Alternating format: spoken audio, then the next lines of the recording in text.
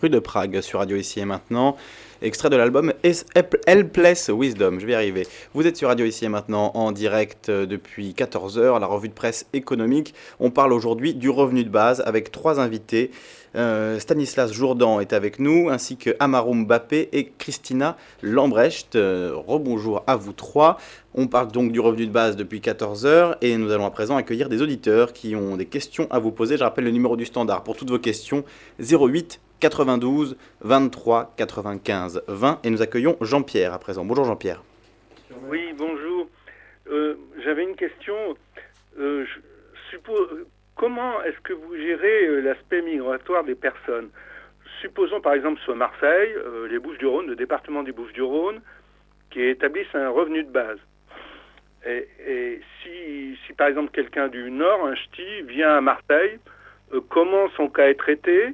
Ou bien si quelqu'un y vit 10 ans dans les Bouches-du-Rhône et qui décide d'aller dans le Var, comment son cas est traité? Est-ce qu'il a toujours droit au revenu de base de sa région d'origine? Alors, je prends l'exemple des Bouches-du-Rhône, mais ça pourrait être le pays du Luxembourg ou n'importe quel autre lieu. Comment est géré l'aspect migratoire? On ne peut pas empêcher aux gens de vouloir, pour tout un tas de raisons, familiales et autres, de se déplacer. Alors je crois que nos 3 invités même veulent répondre à cette question. Donc qui veut commencer? Stan, Amaru, qui souhaite... Je vais répondre alors rapidement. Déjà sur 2 points. Au sein du mouvement, on a estimé que c'est la résidence qui fait foi. Donc une communauté donne à ses membres. Donc une communauté, c'est une communauté de citoyens, on va dire. Par exemple en France, ce seraient les résidents. Ensuite, un autre point pour dire rapidement, l'immigration, tous les sociologues vont vous dire qu'on n'émigre pas que pour des raisons économiques, mais on émigre pour plein d'autres raisons. Je prends l'exemple de la France et de l'Europe. En Europe, il y a une libre circulation des personnes et c'est pas parce qu'on a une meilleure protection sociale en France que tous les Hongrois, tous les Polonais ont débarqué en France. Donc voilà, il faut savoir que avant tout, la migration, c'est pas... Et puis ça coûte cher aussi de migrer, du point de vue personnel et économique. Mais je pense que la question était plus sur voilà, comment on traite si on déménage. Et je pense que c'est la bonne réponse. Pour moi, c'est la résidence qui compte avant tout, puisque c'est, admettons, je déménage en Grèce, je vais payer des impôts en Grèce, je vais travailler éventuellement en Grèce, je vais participer au système social et fiscal grec. Donc il n'y a aucune raison pour laquelle je ne recevrai pas non plus le revenu de base de la République grecque. Donc voilà, pour moi c'est vraiment important en fait, c'est logique. Donc c'est la résidence qui doit faire le revenu de base, oui, ce qui est logique puisque évidemment si on touche un revenu de base français et qu'on va s'installer en Roumanie, on a un niveau de vie bien supérieur, donc il faudrait ajuster cela. Ça répond à ta question, Jean-Pierre? Oui, en partie, mais la question c'est quelqu'un qui réside 10 ans dans une région où il y a le revenu de base, qui est traité de cette façon. Au bout de 10 ans, il change de résidence, donc il se retrouve plus dans une région où il y a le revenu de base. Qu'est-ce qui se passe pour lui? Ou le mouvement inverse, quand quelqu'un reste 10 ans dans une région où il n'y a pas le revenu de base et qu'il arrive après un déménagement dans une région où il y a le revenu de base, comment son cas est-il traité? Pour moi, c'est exactement pour la raison pour laquelle je pense qu'il faut qu'il soit le même dans un pays.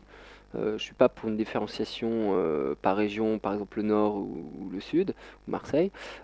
Et après, plus généralement, au niveau international, c'est exactement pourquoi le revenu de base doit être à terme vraiment universel. C'est-à-dire que en fait, dans tous les pays devraient avoir leur système de revenu de base. Ce qui fait où qu'on se trouve, on devrait avoir un revenu de base. Oui, universel, inconditionnel. Ah, d'accord. Voilà Jean-Pierre. Merci. Merci à toi, merci pour ta question. Et nous accueillons à présent Dominique. Bonjour Dominique. Oui, bonjour, bonjour les auditeurs. Et je voudrais intervenir en fait sur faire une critique, c'est possible? Bien sûr, tu es là pour ça Dominique.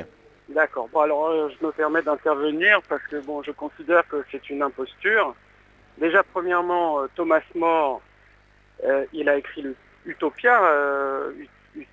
Thomas More est avant tout un chrétien, fervent chrétien, il est mort pour ça. Et en tant que chrétien, effectivement, il a écrit l'Utopia pour donner une utopie, et il le dit à sa dernière page, je crois, si vous avez bien lu, que ce n'était pas possible. Donc c'est une utopie, et effectivement dans le meilleur des mondes, on aimerait bien avoir de l'argent sans rien faire, et moi le premier. Mais je ne pense pas que la société a été bâtie jusque-là comme ceci. Au départ, il n'y avait pas d'argent, il y avait des richesses et du troc. Donc on est passé à une monnaie qui est établie sur des équilibres très très complexes, qui fait que certains profitent et trouvent une part du gâteau. Donc c'est ça qu'il faut rectifier. C'est dans l'évolution actuelle de notre système. C'est pas dans l'anarchie. Alors moi je ne connais pas votre origine. Vous êtes des anarchistes ou vous voulez un monde meilleur, quoi? C'est ça. Ils font nom de la tête. Anarchistes, ouais. Non, ça leur correspond pas. Donc j'ai deux choses quand même à dire. Trois choses donc avec cette dernière page de l'utopie qui où Thomas More dit que de toute façon ce n'est pas possible sur Terre avec les hommes. Ça reste un monde merveilleux, mais ce n'est pas possible. Donc c'est ce qu'il dit. Deuxiémement, lors d'héritage, on donne quand même bien 60% à l'État. Donc on n'hérite pas de ses parents richissimes de toute leur fortune contre les petits pauvres qui n'ont rien sur Terre.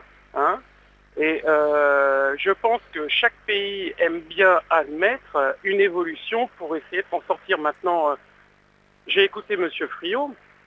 Monsieur Friot, ce n'est pas le combat, c'est un combat contre effectivement le capitalisme, mais c'est moi quand je l'écoute parler, j'ai plus l'impression d'une aversion, c'est-à-dire qu'il déteste ces gens-là.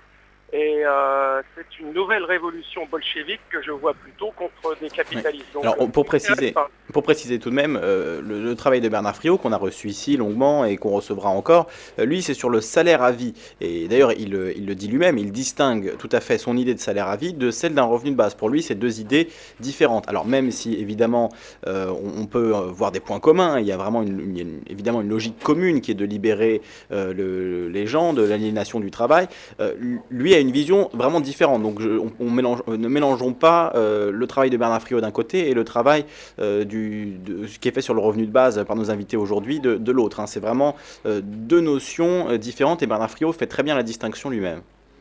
Voilà, ça c'était pour le point sur Bernard Friot. Une remarque, c'est-à-dire que quand l'Europe est décriée et la perte de toutes les nations au niveau économique, de leurs emplois, du niveau industriel par une finance exacerbée, là on demande à l'Europe de nous donner un revenu de base. Non mais c'est aberrant. On a une Europe qui ne fonctionne pas, qui n'est pas capable de s'entendre sur un point de vue, je dirais même utopique, d'une politique, et vous demandez un revenu de base. Non mais attendez... Alors effectivement, Dominique, il va falloir écouter la réponse aussi parce que c'est pas un monologue. Hein. Vas-y. Oui, je veux bien ELV, mais c'est voilà, bon, ce sont des cocos, voilà. Donc on est reparti dans une révolution, on change toutes les normes et ceux qui ne sont pas d'accord, on les met au goulag. Voilà, c'est ça. D'accord, donc vous seriez... Alors, Dominique, excuse-moi, on va écouter la réponse tout de même, parce que là, tu accuses assez violemment nos invités, donc ils vont aussi avoir évidemment le droit de donner une réponse. Donc voilà, on vous accuse d'être des bolcheviks, des communistes, peut-être des mangeurs d'enfants aussi. Qu'est-ce que vous répondez à tout ça? La première critique, c'était sur l'utopisme. Alors, moi, je me souviens pas bien de Thomas More, je l'ai lu il y a longtemps, je le reconnais. Par contre, Thomas More, c'était en 1500, donc finalement, ce qu'il a dit en 1500... par rapport à est-ce que c'est possible de mettre en place un revenu de base, j'en sais rien. Par contre, moi je connais les calculs d'économistes très sérieux qui ont passé 6 ans de leur vie à étudier le système fiscal, social en France qui est tellement complexe que plus personne ne comprend rien. Et donc je sais que ces gens qui sont tapés le sale boulot de regarder comment ça marche vraiment nous disent tous que c'est possible, on peut le financer. Et ils nous le disent aujourd'hui, ils sont vivants ces gens-là. Donc je pense que c'est aussi utile d'écouter les vivants. Ensuite, il y a autre chose. de fondamental qui a été évoqué dans le commentaire de Dominique, c'est la question du troc. Et ça a l'air anodin, mais ça l'est pas, parce qu'en fait, on a souvent cette image de, oui, avant l'argent, il y avait le troc, et donc en fait, les gens s'échangeaient des choses à valeur équivalente. Et en fait, c'est un mythe. Tous les anthropologues qui ont étudié la question sur les sociétés primitives, disent tous que le troc n'a jamais existé comme moyen d'échange au jour le jour, en fait. C'était pas un standard d'échange. Le troc a existé dans des rituels entre différentes communautés. Mais au sein de communautés, les gens n'ont jamais fonctionné avec le troc. Ils ont fonctionné déjà avec le crédit. Donc ils n'avaient pas l'argent, ils n'avaient pas les pièces de monnaie, mais ils utilisaient le crédit. C'est-à-dire qu'ils se faisaient confiance, en fait. Puisqu'effectivement, quand on vit dans la même communauté, imaginez il y a quelques milliers d'années, les voisins, on était amenés à les revoir assez régulièrement. Hein. On ne pouvait pas facilement prendre un billet d'avion et se barrer à l'autre bout de la planète. Donc les gens se faisaient confiance. Et finalement, on était dans une économie du don contre don. On n'était pas du tout dans une économie où les gens cherchaient absolument à savoir combien son voisin lui devait d'argent ou de poules ou de patates. Et ça, c'est important parce que du coup, démystifier ça, ça démystifie beaucoup de choses dans l'économie. Et la première chose c'est que toute la construction humaine ne serait qu'une recherche de profit personnel, etc. Et en fait, je dirais pas que c'est totalement faux. Hein. Il y a évidemment, on a tous des désirs voilà, d'avoir mieux, d'améliorer son confort. Mais c'est pas que ça qui mène le développement humain. C'est-à-dire que si vous prenez une minorité de gens qui veulent s'enrichir absolument pour détruire les autres, c'est le système qui veut ça, c'est pas forcément la loi humaine. Les gens voudraient peut-être être plus humains, mais nos politiques ne le sont plus, et est-ce qu'ils l'ont déjà été? C'est plutôt le niveau politique qu'il faut relever. Mais moi j'entends bien, votre parole me paraît sincère, et je ne doute pas de votre bonne foi. Mais derrière ça, je pense qu'il y a des gens qui sont prêts à des révolutions sanglantes, changer de système.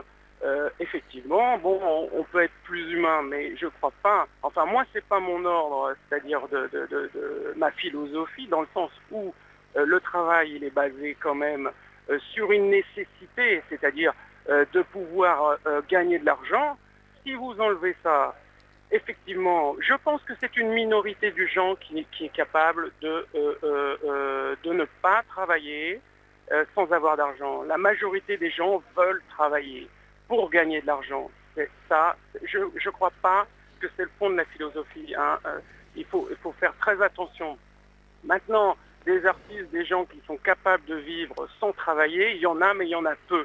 La plupart des gens veulent s'occuper, ils veulent travailler, ils veulent évoluer dans leur travail, ils trouvent leur femme, ils trouvent quel est le problème alors? Et plein de choses. C'est un point de vue social. Ben, précisément, Dominique, Stanislas dit précisément quel est le problème. Si les gens veulent évoluer, veulent travailler, qu'on leur donne un revenu de base ou pas, ça ne changera fondamentalement rien.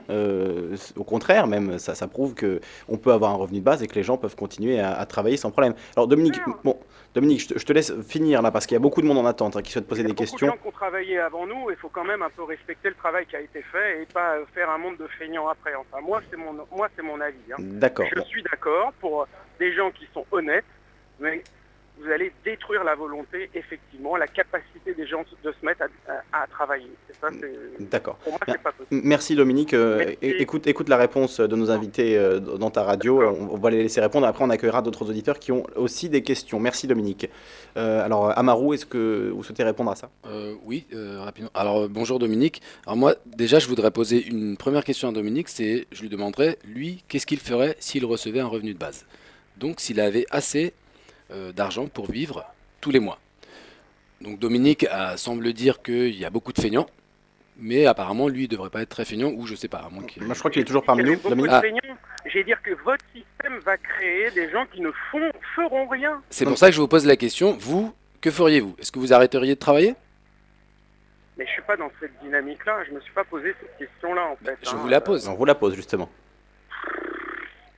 Peut-être un certain temps, mais je crois que je travaille depuis 17 ans. Comment veux-tu que du jour au lendemain, je reste dans mon potager comme ça? Ah ben je le comprends. Vous faites partie des 80% de personnes, dans un sondage qui a été relayé par le film Le Revenu de base, je je me souviens pas de la seconde partie du titre, mais bon, dans le film, on montre le résultat d'un sondage qui dit que 80% des personnes à qui on a demandé s'ils s'arrêteraient de travailler, s'ils recevaient un revenu de base, répondent non, ou répondent je travaillerai moins, ou répondent je changerai d'activité. Et pourtant, on demande à ces mêmes personnes, et que pensez-vous que feront les autres? Eh bien, il y en a 70% qui disent les autres, ils vont pas travailler. Donc vous voyez que c'est paradoxal. La plupart des gens se disent qu'ils sont pas feignants, mais pourtant ils pensent que tous les autres sont feignants. Donc là, faut déjà, on va pas rentrer dans ce que véhiculent les médias, etc. Mais bon, il y a déjà un paradoxe. Ok, donc déjà cette idée reçue de penser que les gens ne vont pas travailler, elle est discutable déjà. Et d'autre part, vous pensez... Je ne crois pas qu'elle est discutable vraiment, parce que quand on a commencé à mettre dans la tête, dans les années 80, que la société était basée sur le chômage, beaucoup de jeunes, avant de commencer à prendre un emploi, je vais prendre un autre exemple. Ils disaient être chômeurs. Hein. Je vais prendre un autre exemple qui sera peut-être plus parlant. Lorsqu'on a aboli l'esclavage, qu'est-ce qu'on dit tous les propriétaires d'esclaves? Ah, mais qui va travailler? Eh bien, on s'en est pas plus mal sorti, hein, parce qu'aujourd'hui tout le monde travaille et puis on est d'autant plus productif. Donc, mais le monde, c'est de l'utopie. Il faut pas rêver. Hein. Pour moi, l'utopie, c'est ce que vous avez dit tout à l'heure. Vous avez parlé de révolution sanglante. Pour moi, aujourd'hui, vu les états policiers qu'on a, je pense que la révolution sanglante, c'est plutôt ça, l'utopie. Si vous voyez comment sont traités les gens qui sont dans la rue quand ils descendent, voilà. Pour moi, l'utopie, c'est plutôt la révolution sanglante. Quand on voit comment sont traités ceux qui descendent pacifiquement, on imagine ceux qui descendront violemment pour faire une révolution sanglante. Ils auront effectivement du mal face à l'armée, aux caméras, etc. Bon, Dominique, je suis vraiment désolé, j'aimerais poursuivre la discussion, mais malheureusement, il y a du monde en attente qui souhaite aussi poser des questions et qui attendent depuis longtemps, donc je te remercie, mais on aura ce débat à nouveau, hein, on fera de nombreuses émissions sur le sujet, tu pourras à nouveau accuser les militants ou les citoyens qui militent pour le revenu de base d'être des bolcheviks, voilà, mangeurs de bébés, tout ça. Encore prêt. Merci Dominique, allez, merci à toi, salut.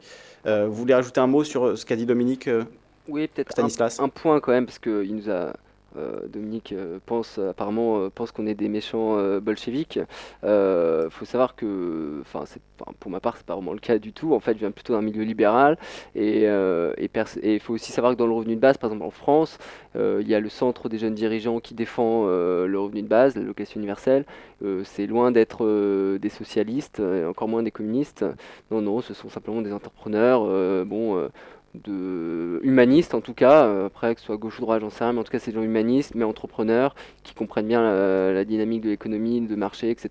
Donc il n'y a pas de souci à ce niveau là. Le revenu de base en soi n'a pas de couleur politique, c'est comment le revenu de base va être mis en place et par qui va donner une couleur politique au revenu de base.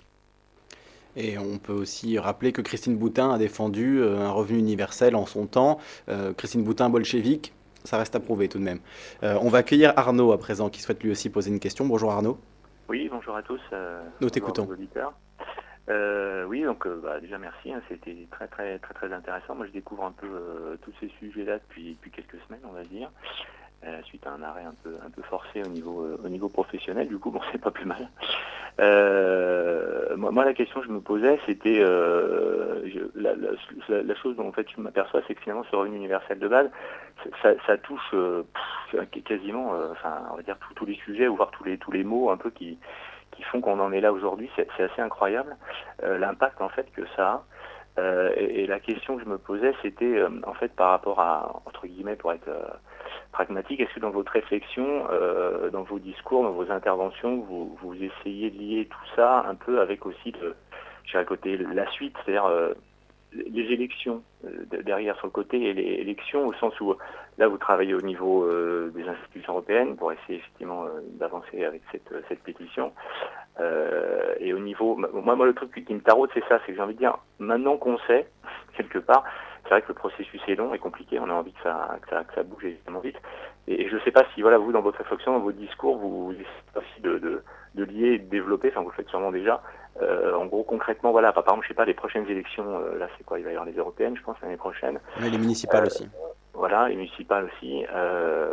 Qu'est-ce qu'on fait? Parce qu'avec ce fameux vote blanc, où malheureusement, nos voix, malheureusement, ne comptent ne comptent pas. Malheureusement, parce que moi, évidemment, quand j'entends tout ça, demain, j'ai un mouvement qui se présente en défendant ces idées-là. Je pense que je connais beaucoup de monde autour de moi. Je ne cherche même pas à comprendre. Je vote immédiatement. Sans être naïf entre guillemets sur le résultat, c'est pas vous allez arriver, baguette magique, etc. Mais c'est déjà pour au moins pouvoir faire en sorte que ça, à un moment ou un autre, comme on n'a pas les médias, que ça puisse au moins, via les élections, transpirer un peu.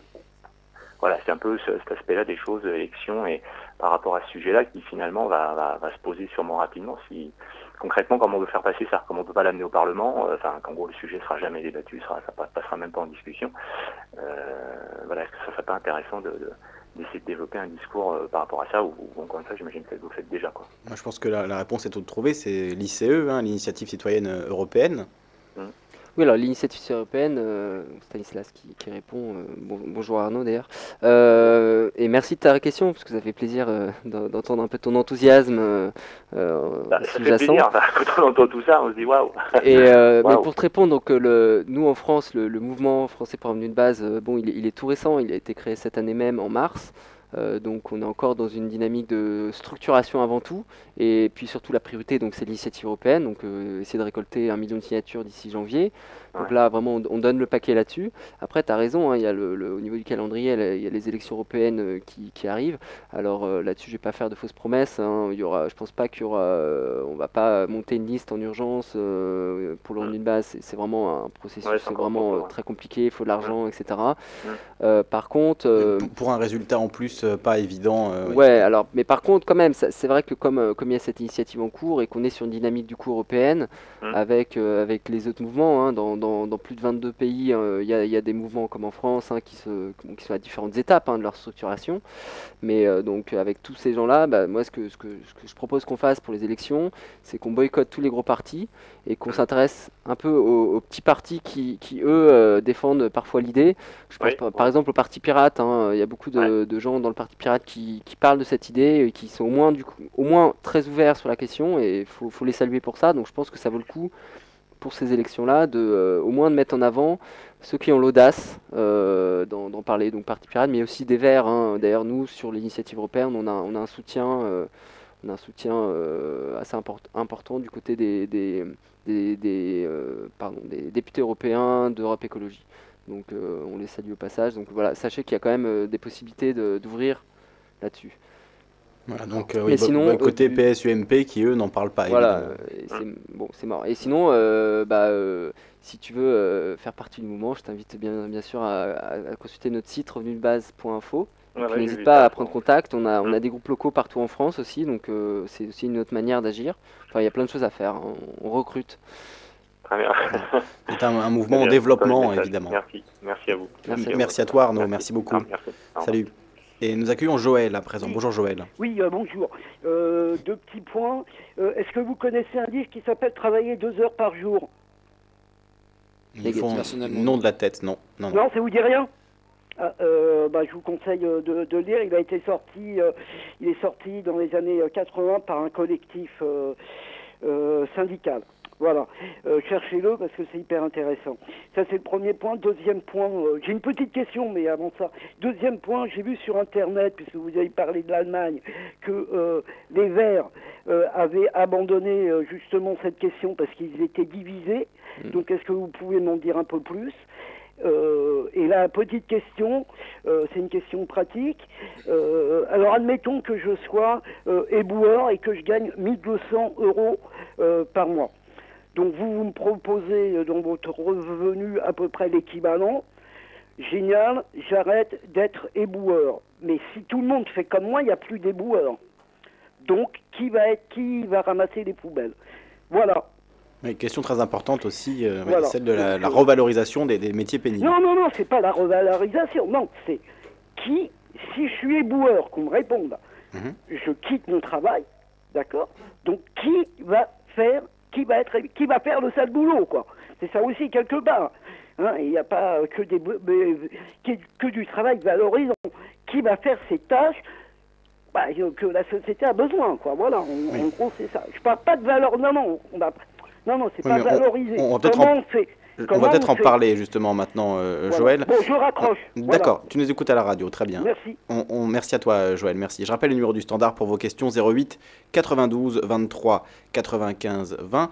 Alors oui, cette question, les éboueurs, les balayeurs, qui va faire ces métiers difficiles dont on a besoin. C'est pas des bullshit jobs pour le coup, c'est des métiers très importants. Et on peut citer aussi infirmières, des métiers où il y a beaucoup de pression, comme ça, urgentiste, qui va faire ces métiers s'il y a un revenu de base et qu'il n'y a pas d'incitation économique à les faire. Ok, donc bonjour Joël, bah, merci, c'est Amarou.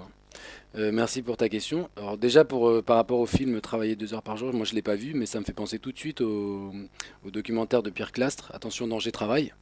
Hein, oui, je crois que c'était un livre dont il parlait, mais c'est un livre. Il y a ce film de Pierre Carl, Attention danger travail, Pierre Carl, ouais. qui est excellent. Donc je résume rapidement, c'est un film où on rencontre des gens, enfin il y a des témoignages de personnes qui ont arrêté de travailler et qui se rendent compte qu'en fait ne plus travailler, c'est pas mal aussi, et avoir une vie un peu plus lente, un peu plus où on peut plus se reposer et prendre son temps, c'est aussi très agréable. Et donc c'est un film qui parle de ça et qui est un très beau film à voir aussi de Pierre Carl, Et surtout sur le refus de s'aliéner dans des travails qui n'apportent rien personnellement, et juste pour pouvoir s'alimenter parce qu'on n'a pas d'autres moyens.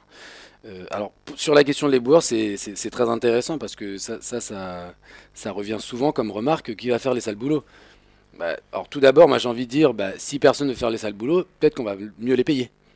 Et peut-être que ça donnera envie aux gens d'en faire un peu peut-être. Et comme le revenu de base il est cumulable, il n'y aura aucun effet de seuil. Si moi je décide, écoutez, je vais faire un peu de ça parce que c'est super bien payé, donc je vais faire un peu éboueur, puis ça va me permettre de m'accrocher au camion et de m'amuser. Donc voilà, c'est quelque chose de déjà plus convivial. Ensuite, plus sérieusement, si on verse un revenu de base à tout le monde, on peut imaginer que beaucoup de gens vont décider de travailler un peu moins. Des gens qui aujourd'hui ont par exemple un boulot qui est motivant, ou des gens qui ont un boulot qui les épanouit pas plus que ça, mais faut savoir que le revenu de base, c'est un revenu de base, hein, ça va pas vous permettre d'aller au cinéma, ni d'aller en boîte, etc.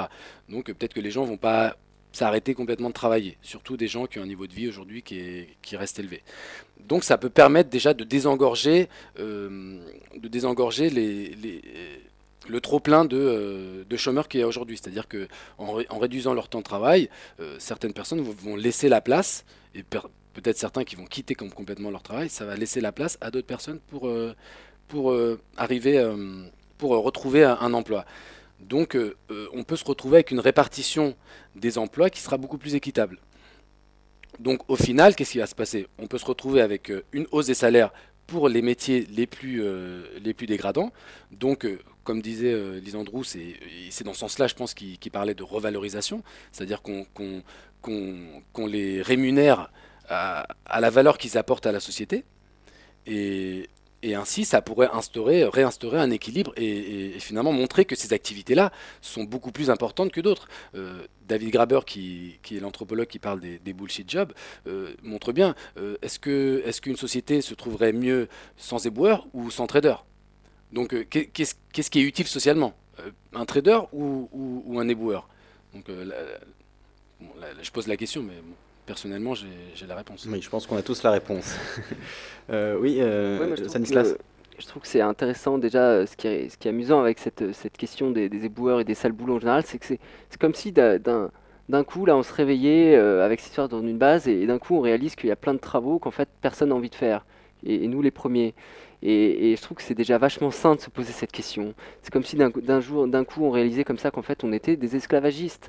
Il est peut-être pas trop tard pour se poser cette question-là et de trouver des solutions. Alors, Amarou, toi, tu as commencé par dire payons-les mieux.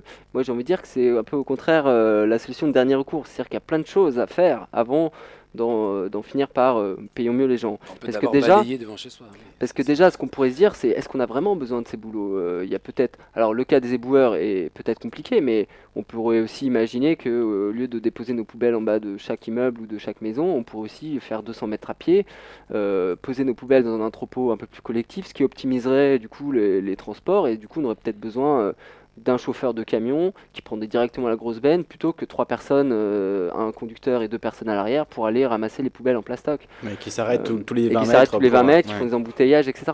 Donc il y a aussi, déjà on peut aussi redesigner, enfin réimaginer comment on traite le problème des déchets.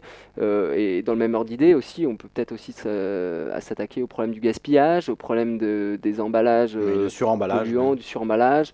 On peut peut-être se remettre à faire un peu de compost chez soi pour diminuer la quantité de déchets qu'on produit. Et puis, Marou l'a abordé, répartir aussi ce genre de tâches. Si vraiment il faut les faire et qu'on sait que c'est bon pour personne de les faire parce que c'est dangereux, parce que c'est pas bon pour la santé, déjà on pourrait au moins se dire payons mieux et empêchons les gens de le faire plus de 10 heures par semaine par exemple.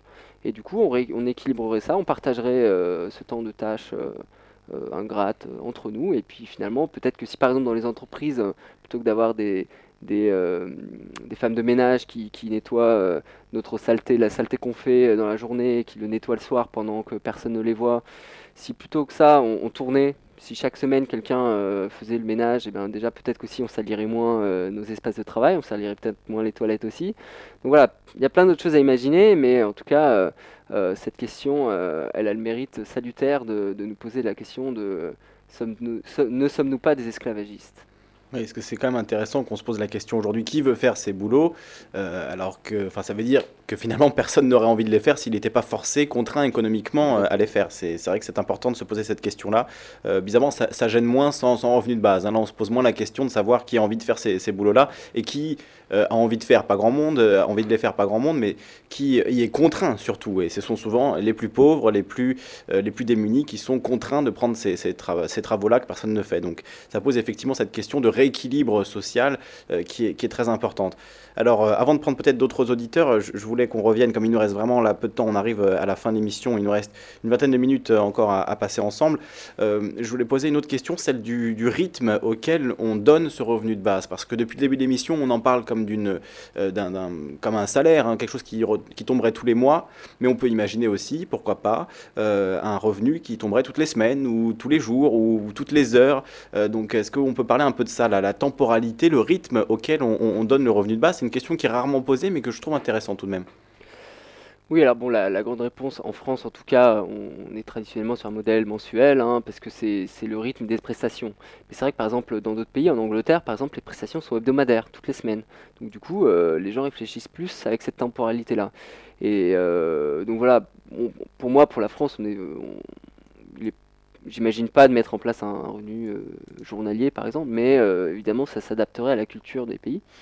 Après, ce qu'on peut dire aussi, c'est qu'il y a, alors plus sur la temporalité à l'échelle d'une vie, c'est qu'il y a certains, donc il y a évidemment l'idée de donner un peu moins aux enfants et un revenu de base complet aux adultes, et il y a aussi une idée complémentaire qui est de donner un capital à la majorité. Donc, par exemple, un capital de 20-30 000 euros qui permettrait de financer des études, etc. Donc ça, c'est aussi des idées un peu frères et sœurs avec l'idée du revenu de base, qui compléterait aussi le revenu de base pour pouvoir vraiment, à la majorité, vraiment s'inscrire dans la vie active et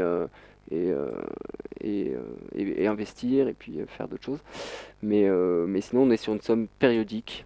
C'est la définition générique, ça doit être périodique. Périodique. Je me disais, si on donne par exemple une indemnité chaque jour, vous le disiez tout à l'heure en parlant je crois que c'était en Namibie, l'expérience en Namibie, où le jour où le revenu de base tombait, les gens allaient directement au bar, quasiment tout dépenser en un jour. Si ça tombait chaque jour, peut-être qu'il y aurait un rapport différent, et qu'au lieu d'aller dépenser tout d'un coup dès qu'on l'a reçu, on se dirait, aujourd'hui j'achète ça, je vais économiser ensuite pendant 3 jours pour m'acheter ça, etc. etc. Donc en changeant la temporalité, on change aussi le rapport qu'on a à l'argent et à la dépense et à la consommation. Non, mais effectivement, ce serait intéressant de tester. Hein. Après, c'est vrai que là, si on avait des expérimentations avec différents... ça, ce serait intéressant, ouais. Personnellement, enfin, j'ai pas trop d'avis par rapport à ça, mais c'est vrai que c'est intéressant cette idée d'éviter de se retrouver avec un trop plein d'argent tout d'un coup. Mais je pense que pour être pragmatique, le principal c'est la gestion logistique du revenu de base. Si on a l'habitude en France de distribuer des revenus de manière mensuelle ou trimestrielle ou hebdomadaire, voilà, on va au plus simple. Oui, ça dépend culturellement, évidemment, de chaque pays, comme le disait Stan tout à l'heure. Nous accueillons Chantal à présent, une éditrice qui souhaite vous poser une ou plusieurs questions. Bonjour Chantal. Bonjour. On t'écoute. Voilà, je voulais juste, votre émission, je la trouvais très intéressante, donc j'ai voulu témoigner que moi, je ne travaille pas depuis de nombreuses années, mais que je travaille plus que quelqu'un qui est salarié. Plus, moi je trouve. Parce que je cours partout, j'en fais plein, j'aide beaucoup autour de moi. J'ai créé une association d'entraide entre parents il y a 12 ans, 13 ans, où je suis très active, enfin, tu vois. Ce que je veux dire, c'est que je connais des gens qui travaillent, eux, pour un travail, entre guillemets, rémunéré. Et je veux dire, ils rentrent chez eux, ils font plus rien, ils se mettent devant la télé, et voilà, je veux dire. Voilà. Oui. Et j'aurais voulu aussi que les gens, ils me redonnent, les gens qui passent à l'antenne, ils me redonnent où est-ce qu'on peut aller voir pour signer l'initiative européenne? Oui. Oui, on va rappeler les adresses. On va les rappeler tout de suite d'ailleurs. Oui, voilà, moi c'était juste pour témoigner, c'est tout. Et que c'est génial ça. C'est le revenu universel. Enfin, peu importe le nom qu'on donne. Moi j'ai plein d'idées là-dessus. Donc je vais aller dans une antenne pas loin de chez moi et je vais aller donner mon avis. Oui, et c'est vrai que ça, pour tout ce qui est bénévolat, vie associative, le revenu de base permettrait de régénérer un peu tout ça et de faire que les gens s'y adonneraient. Gratuitement. Oui, voilà, exactement. Vu que c'est déjà fait gratuitement, les gens s'y adonneraient avec moins d'arrière-pensée, puisque forcément, quand on a besoin de travailler pour vivre, c'est pas facile de faire du bénévolat en plus, évidemment. Oui, oui. Et puis on est parasité par, si tu veux, on peut être en colère du travail qu'on fait, et donc on est parasité en permanence. On en veut au patron. On en veut au métro qui n'arrive pas à l'heure, on n'a aucune liberté, on n'a aucun libre arbitre. C'est un point très important, je te remercie Chantal de l'avoir abordé. Oui, merci Chantal de ton témoignage, que je trouve touchant parce que ça rejoint aussi un peu mon expérience personnelle. Et juste pour aller signer l'initiative, et puis d'une manière générale pour participer à la promotion du revenu de base dans les groupes locaux, sur Internet, etc., il y a un site, il s'appelle revenudebase, tout attaché, .info. Voilà. Revenudebase.info, on peut dire que c'est le site français. C'est un portail d'information français, francophone sur le revenu de base. Ouais. Voilà, portail d'information francophone, revenudebase, tout attaché, .info. Un site important que je mettrai en lien sur le forum de la radio. Le forum.fm. Alors vous êtes toujours en direct sur Radio Ici et Maintenant et nous accueillons Mohamed à présent. Peut-être avant d'accueillir Mohamed, je voulais rajouter un point sur le bénévolat. C'est vrai que je vais un peu vite, comme il nous reste peu de temps, je commence à avoir le temps qui se presse. Sur le bénévolat et cette question que vient d'apporter Chantal qui est très importante, on peut imaginer aussi une société où finalement il y aurait à terme plus de bénévolat, plus de travail associatif bénévole, que de travail employé, rémunéré par une grosse entreprise. Est-ce que le revenu de base, vous pensez, peut nous amener à une société dans ce type-là, où finalement on travaille dans ce que l'on veut vraiment, sans même chercher un salaire en plus ou un revenu en plus? Vaste débat. Parce qu'aujourd'hui, on est plus dans les difficultés quotidiennes, il faut payer son loyer, il faut se nourrir, etc. Mais l'exemple de Chantal est parlant, hein. Déjà, elle montre bien que on peut travailler beaucoup même, sans être rémunéré pour. Hein. Après, est-ce qu'elle en retire une richesse? Sûrement. Et ça fait bien la différence entre le travail et l'emploi. Le travail en tant qu'activité et l'emploi en tant que travail salarié. André Gorz, intellectuel français, faisait bien la différence. Hein. D'un côté, on a un emploi qui est salarié, une activité qu'il appelle hétéronome, parce qu'on n'est pas maître, on n'est pas la personne qui décide de la finalité ni de la forme que va prendre le travail, qu'il oppose à une activité où là c'est un travail, c'est-à-dire que le bénévolat par exemple, ou le travail associatif, où on peut prendre par exemple les développeurs de logiciels libres, donc un tas d'activités productives, hein, productives socialement ou économiquement, qui ne sont pas rémunérées. Donc ça pose la question de quelle correspondance il y a entre la rémunération et le travail. Est-ce que c'est vraiment la rémunération qui fait le travail, ou est-ce que le travail déjà il peut être autonome et on ne devrait pas, je perds mes mots, on ne devrait pas favoriser ce genre d'activité, ou en tout cas une autonomie des personnes qui leur permettent d'un côté de développer leur potentiel, donc développer leurs connaissances, leur savoir, voire s'adonner à des activités sociales ou familiales même, hein. C'est-à-dire un tas de gens qui s'occupent de leurs aînés, etc. Donc c'est important de voir ici que, je ne sais pas si je l'ai dit tout à l'heure, mais c'était une phrase que Marc de Basquiat avait dit une fois, il faut arrêter de penser qu'on travaille pour un salaire, hein. Beaucoup de gens pensent ou aiment leur travail parce que ils aiment le salaire qui va derrière, en fait, hein. Ils aiment la consommation qui va derrière. Et en fait, on devrait plutôt penser en termes de... il faudrait qu'on ait une rémunération, un revenu qui nous permette de travailler plus efficacement, en étant plus motivé et finalement d'être plus productif. Voilà. Donc après, c'est un vaste débat et ça pose quand même... Je vais juste poser un bémol, hein. Ça pose quand même le problème de si on commence à dire que le revenu de base permettrait de financer ce type d'activité, ça instaurerait une certaine conditionnalité au revenu de base, c'est-à-dire le revenu de base c'est pour le bénévolat, le travail associatif, etc. Donc ça instaurerait un peu de conditionnalité et ça sortirait un peu de la logique, ça gâcherait un peu cette logique de don et de partage. Bien sûr, donc l'inconditionnalité reste importante, reste essentielle au concept de revenu de base. Cependant, le jour où probablement le revenu de base sera appliqué, on pourra voir les conséquences sur la manière dont les gens répartissent leur temps maintenant qu'ils l'ont retrouvé. Et ça pourrait être intéressant d'étudier ça au moment où le revenu de base sera en place. Alors, je rebondis très vite là-dessus. Il est vrai qu'on peut imaginer, parce que le revenu de base il se finance finalement sur les activités marchandes, hein.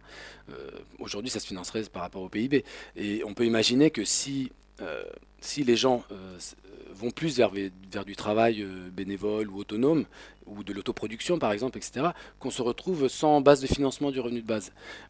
Le problème se poserait si toutes les activités qui sont vraiment utiles socialement cesseraient d'être accomplies. Mais a priori, c'est comme l'exemple des éboueurs, hein. A priori, on va voir que si les ordures commencent à s'accumuler devant notre porte, on va peut-être s'organiser pour les gérer collectivement. Et donc, si toutes ces activités socialement utiles sont menées de manière bénévole ou de manière associative, bah, finalement, on aura moins besoin de revenus de base, finalement. Voilà. Et l'idée, c'est d'arriver vers une société où on est vraiment collectivement autonome et enfin, on assure notre survie et notre subsistance de manière collective. Bien sûr. Nous allons accueillir Mohamed. Désolé Mohamed, je t'ai fait attendre. Salut à toi Mohamed, on t'écoute. Bonjour messieurs, bonjour à tous, c'est pas grave. J'aurais 3 questions. Enfin, une un peu technique. Est-ce que vous pouvez réexpliquer exactement comment financer le revenu de base là, Comment financer première. Comment financer le revenu de base? Ouais. Est-ce que c'est par la monnaie ou est-ce que c'est par une taxe? Alors, je ne sais pas si on aura le temps de refaire l'exposé sur le financement. On va faire ça très rapidement. Oui, d'accord. Donc, première question.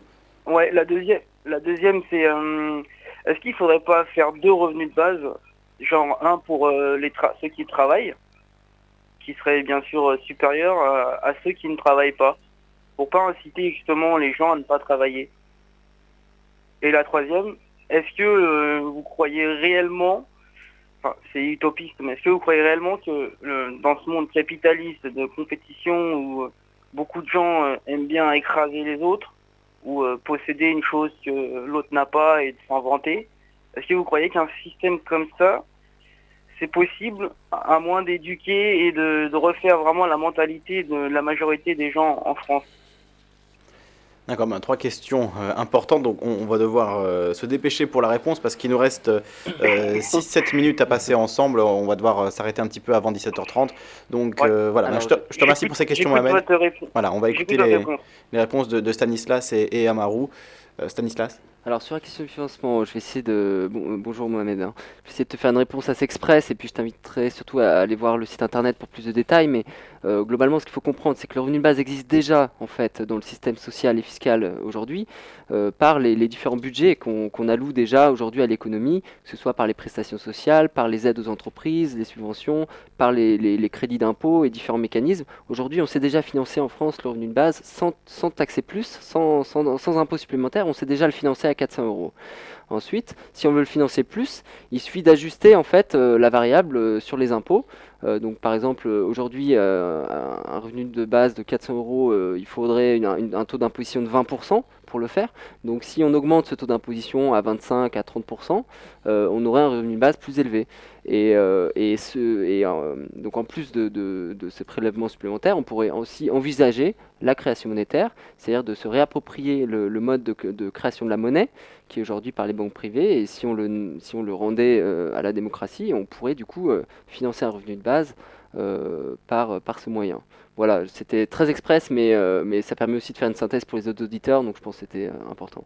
Ouais, je rappelle sur le site revenudebase.info, vous le disiez tout à l'heure à Marou, il y a un article où il y a 8 pistes de financement qui sont explorées et expliquées en détail. Donc voilà, encore une fois, on vous redirige vers le site revenudebase.info pour entendre tout ça, ou simplement réécouter l'émission. Hein, je la mettrai en rediffusion évidemment. Et dans cette émission, on a longuement parlé du financement il y a un peu plus d'1 heure. L'autre question, je ne me souviens plus... Alors c'était une question que moi j'ai trouvée curieuse sur est-ce qu'il ne faudrait pas 2 revenus de base, un revenu de base pour ceux qui travaillent et un revenu de base pour les autres. Oui, donc un revenu de base inférieur pour ceux qui ne travaillent pas. C'est drôle parce qu'aujourd'hui on a un RSA qui est supérieur pour ceux qui ne travaillent pas et un RSA qui va décroissant pour ceux qui trouvent un travail.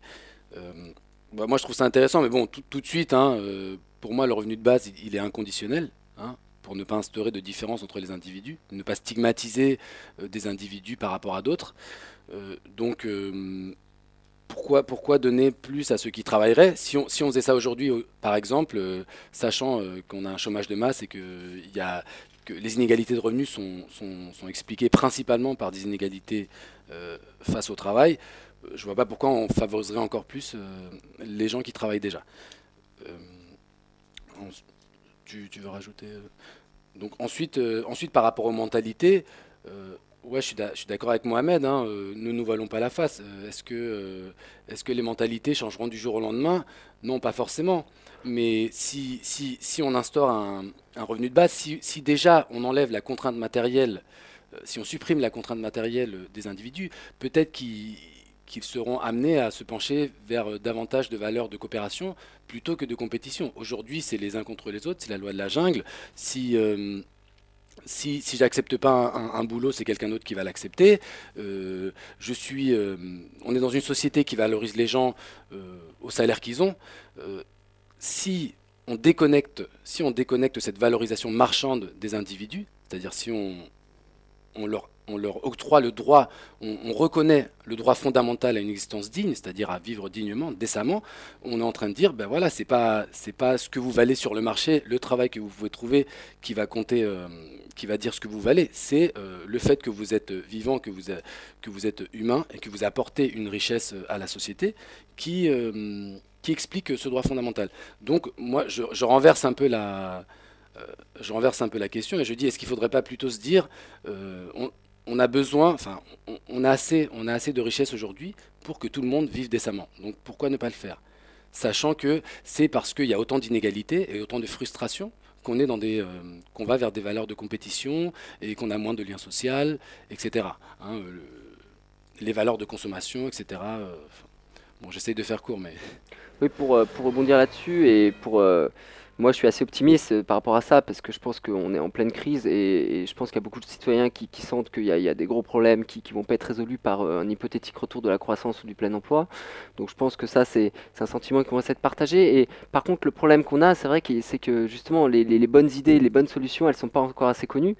Mais c'est la force du revenu de base, quoi. C'est-à-dire que je pense que, moi, ce que j'ai vécu personnellement, c'est que j'ai découvert cette idée et ça m'a fait retravailler l'économie, ça m'a fait réfléchir énormément.